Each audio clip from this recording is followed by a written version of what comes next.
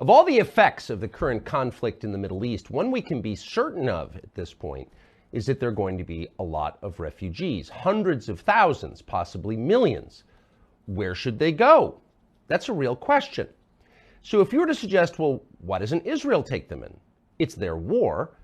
The response you would get would be immediate, and it would be aggressive, and it would be, of course not, that's insane. These people are dangerous. If they were moved to Israel, it would be destabilizing for that country. And that's probably true. In fact, it's certainly true. But what's interesting is the very same people who would tell you that are now pushing for those refugees to be sent to the West, to English-speaking countries, Scotland, the UK, and yes, the United States. Calls for this are coming from the left, predictably, but also from the so-called right. We should take these refugees. What's going on here? And is anyone pushing back against it? Well, Nigel Farage is the head of the UK Independence Party, joins us now with an update on where this conversation is going. Nigel, thank you so much for coming on. So it's a little strange that the very people who acknowledge that this would be a massive threat to Israel, and they're absolutely right, by the way, I'm not calling for Israel to take these refugees, but those same people are saying the UK and the US and Scotland should take them. What's the thinking here? I mean, we have a great history in the UK of taking refugees. You can go back 300 years to the Protestants in France who were being burnt at the stake, and we took in a large number of French Protestants, Huguenots as they were known, and they did very, very well in commerce, finance, the military in our country. The same applies to Jewish people. We took Jews in from Russia after the pogroms at the start of the 20th century. We took Jewish people in from Germany and Austria in the 1930s. And indeed, if you go to the 1970s, we took quite a large number of people from Uganda, where Idi Amin threatened to annihilate the Asian population there. And again, they were a group that came to the country, assimilated, did incredibly well. So, you know, we feel as a country with our Christian roots, and our desire to help those in genuine need, that we should try and help people. But remember that the duty of any government, its primary duty, is to the integrity of its own country and its citizens. Now, over the course of the last 6-7 years, we've taken over 500,000 legal refugees. They've come to us from Hong Kong, our former colony, being oppressed by the Chinese Communist Party. They've come to us from Afghanistan. They've come to us from Syria. They've come to us, of course, from Ukraine. The big problem here is that Hamas, the terrorist group Hamas, although the BBC will never call them terrorists, but the Hamas who launched those appalling, barbaric attacks on everything down to babies on October the 7th, they enjoy considerable support in Gaza. Indeed, the last elections that were fought in Gaza a few years ago, Hamas came top of the poll. So if you take any significant number from Gaza into our country, you will have a significant percentage of Hamas sympathizers and supporters among them.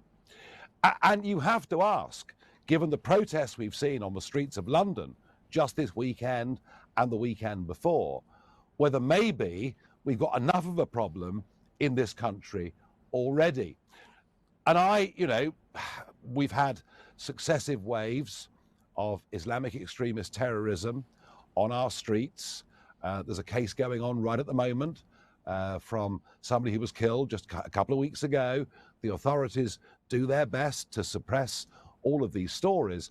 So my argument, and I'm pretty much alone in this, is that if we take people from Gaza, they will actually pose, some of them, enough of them, will pose a threat to our national security. And if anyone should take them, Tucker, shouldn't it be the Egyptians? Shouldn't it be the Saudis? Shouldn't it be their co-religionists in that part of the world? And how interesting that Saudi Arabia didn't take a single person from Syria because they were worried of the impact it would have on Saudi society. Right. And the same goes for Egypt right now. So if they won't take them, why on earth should we threaten national security? But I want to go back to something you said at the beginning, that the English feel good about themselves because as a Christian country, and it is still, I think, officially a Christian country, though it's obviously not, but it is technically a Christian country. They feel good because they're expressing Christian charity in receiving all these refugees.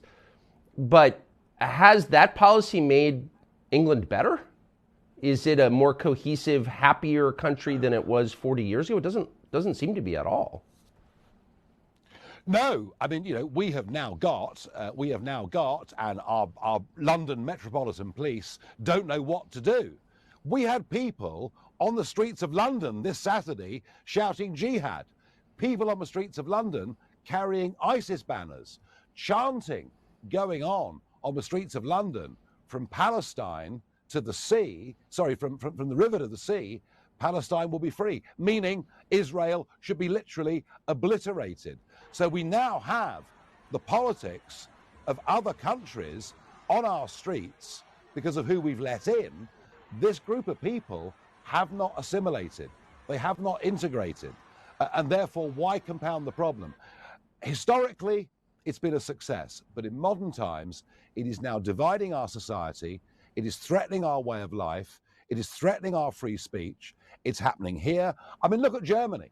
Look at Germany. Can you believe that in Germany, of all countries, in the last week, Jewish people in Berlin have had Stars of David graffitied on their front doors? So you can see all over the West, this is a massive problem, and it's not one from which America is immune. It's interesting that no one ever says, well, China's got the fastest growing economy in the world. They have an obligation to take in millions of refugees from other countries. Nobody ever says that. Nobody says that about the Gulf states. It's only Christian countries that have this obligation. And I think it's obviously destroyed those countries. Germany, I mean, people are getting raped in Germany on the street long before the Hamas attacks of October 7th. This is a long-standing problem. So, but why do you think that is? Why do you think that prosperous Christian countries in the West have this obligation that every other country, India, China, Saudi, they're all exempt from it? What is that? Yeah, and I mean, take Japan. Japan, a fully functioning modern democracy, but Japan, of course, takes hardly anybody. In fact, even on legal immigration, Japan is very strict and very tight because they want to protect the integrity of their culture and their country. Why? Partly guilt. I think the older countries seem to be absolutely infused with guilt about their colonial past. But also... Wait a second. Japan was one of the most aggressive colonial powers in history. But no one's pushing them. Why? I mean, I'm not a conspiracy nut, but it does seem like this is an effort to destroy certain kinds of countries. And of course, it's worked. Yeah. Why not just say that? We have allowed the virus of Marxism to take hold in our countries. We're being told to be ashamed of our histories. We're being told that we're institutionally racist. We're being told that we suffer, from our own form of bias, and we indoctrinate our school kids with this stuff. And the reason this neo-Marxist agenda has taken such hold in Britain, Europe, and indeed in much of America too, is actually not because of the left. It's because the conservatives in those countries have not had the courage to stand up to this stuff. And, you look at my country. We're being told we should be ashamed of slavery.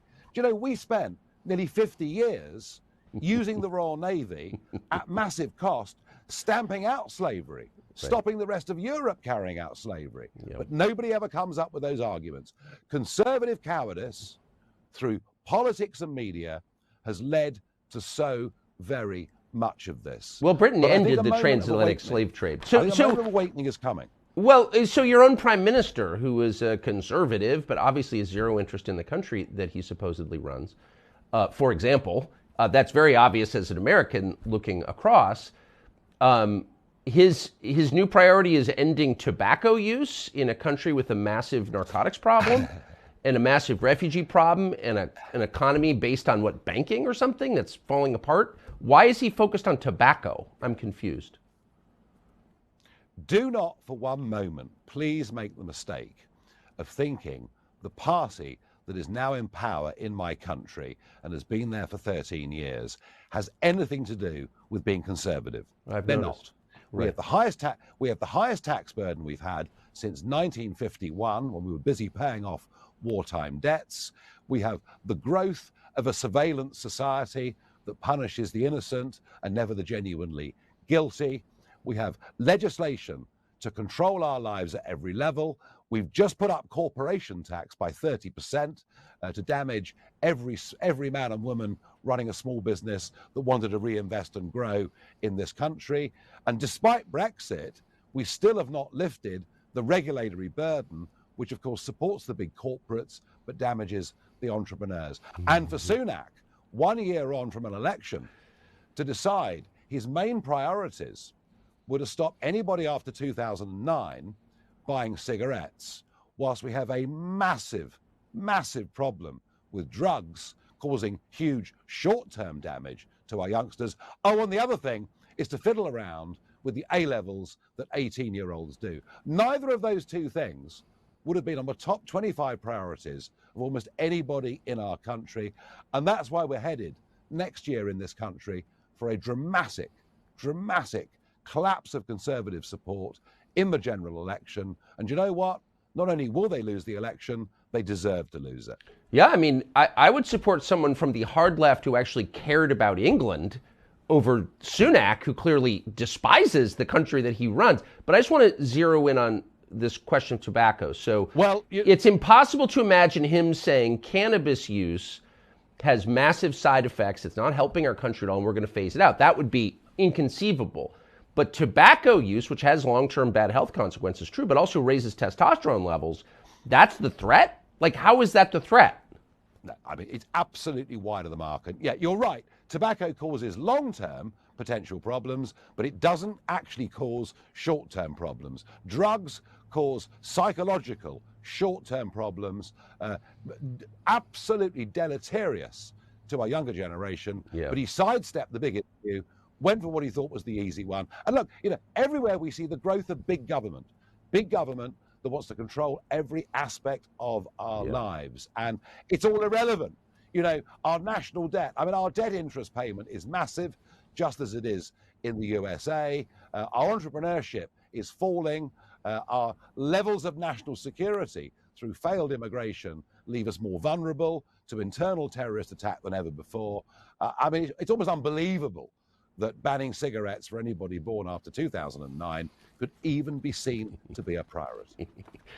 Countries that hate themselves have trouble continuing, I would say, and I hope that both of ours change course. Nigel Farage, I so appreciate talking to you. Thank you. Thank you, Tucker. Younger people say the news is full of lies. Kennedy's motorcade. 239 people. The death of Jeffrey Epstein.